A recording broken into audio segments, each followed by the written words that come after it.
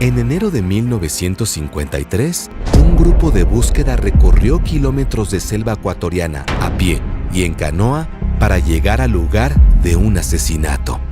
El grupo descubrió los restos de 5 jóvenes: Jim Elliot, Peter Fleming, Nate Saint, Ed Macaulay y Roger Youderian. Los asesinados, que tenían entre 27 y 32 años, eran misioneros. Pero, ¿cómo estos misioneros llegaron a ser asesinados? ¿Y por qué esta masacre resultó tan emblemática en la historia de las misiones?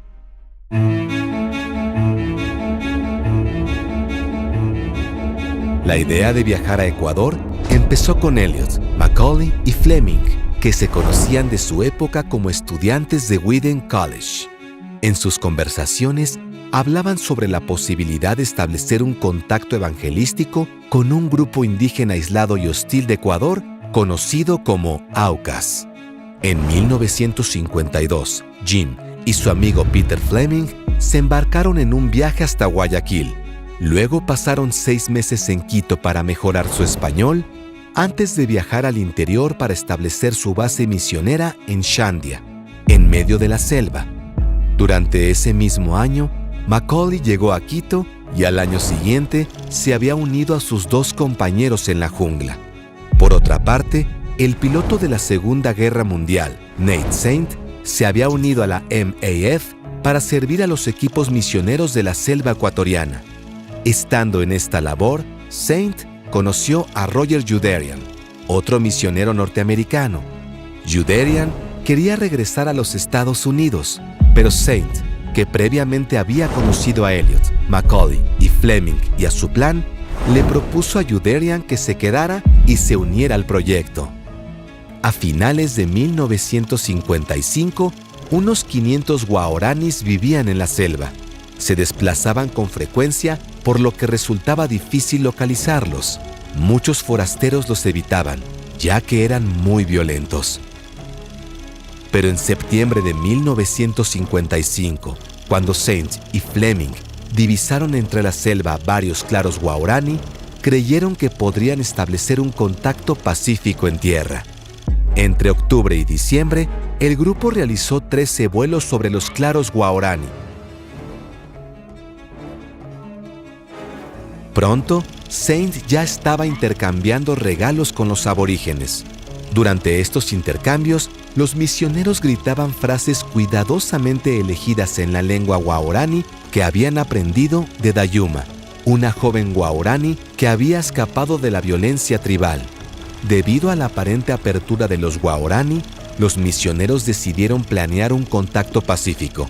El plan se fijó para el martes 3 de enero de 1956, cuando los misioneros llegaron al lugar designado. Durante la semana, varios indígenas se acercaron de forma amistosa. Los guaraní estaban fascinados con el avión y se atrevieron a probar comida de los misioneros. Aunque los indígenas hablaban mucho, la comunicación no era muy fluida. Pero los guaraní tenían un historial de conflictos violentos entre ellos y, al parecer, una disputa interna desató el caos. La ira se redirigió hacia los 5 misioneros. El domingo 8 de enero a las 3 de la tarde, los guaraníes llegaron al campamento de los misioneros con la intención de atacarlos. Enviaron a 3 mujeres al otro lado del río. Elliot y Fleming cruzaron el río para saludarlas, pero fueron atacados por la espalda. Fleming, antes de ser herido, reiteró desesperadamente sus ofertas amistosas y les preguntó en inglés a los guaraníes por qué los estaban agrediendo. Mientras tanto, los misioneros que se encontraban en la playa fueron atacados. Primero lancearon a Saint y después a Macaulay. Youderian intentó huir hacia el avión en busca de la radio, pero fue asesinado con una lanza cuando alcanzaba el micrófono. Los guaraníes arrojaron los cuerpos y pertenencias de los misioneros al río y destruyeron el revestimiento de su avión. Luego regresaron a su aldea y, temiendo una posible venganza, la quemaron completamente y huyeron a la selva. La historia de los 5 misioneros asesinados en Ecuador se difundió rápidamente por todo el mundo. Durante el siglo XX, se calcula que 26 millones de personas fueron asesinadas en todo el mundo en parte a causa de su fe cristiana. Sin embargo, la mayoría de estas muertes pasaron desapercibidas. Pero las muertes de estos 5 misioneros se hicieron ampliamente conocidas. La pregunta es, ¿por qué? Parte de la razón residió en el carácter de los 5 hombres y sus esposas. Eran valientes, profundamente espirituales, aventureros y actuaban bajo una genuina preocupación por el bienestar espiritual de los Guaraní. Los nuevos medios de comunicación también permitieron la difusión. La emisora misionera de Quito, HCJB, transmitió la historia. La revista Life envió a un fotógrafo. Reader's Digest recogió la historia.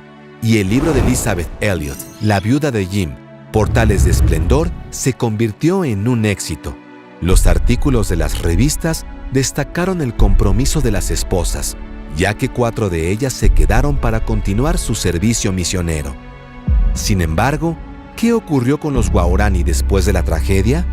Dayuma, la misma mujer que le enseñó frases en lengua guaraní a los misioneros, allanó el camino para que Rachel Saint, hermana de Nate, y Elizabeth Elliot contactaran con la tribu, incluidos los hombres que habían matado a sus seres queridos.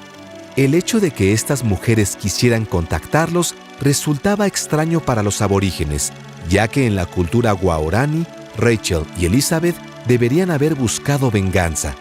Pero cuando en su lugar hablaron de Dios, presentaron a los Guaraní una forma alternativa de acabar con el ciclo de violencia. En diciembre de 1961, Elizabeth Elliot abandonó a los Guaraní. Rachel Saint, salvo por unos pocos años, vivió entre el pueblo hasta su muerte en 1994. Rachel inició la traducción del Nuevo Testamento a la lengua de la tribu. En 1995, el hijo mayor de Nate Saint, Steve, y su familia también vivieron entre los Guaraní. A través de los años, la historia de estos 5 misioneros asesinados y la respuesta de sus esposas y familiares han servido de inspiración a la Iglesia. A través del tiempo, muchas personas han citado la muerte de estos misioneros como un factor decisivo para su propia conversión o llamado al ministerio.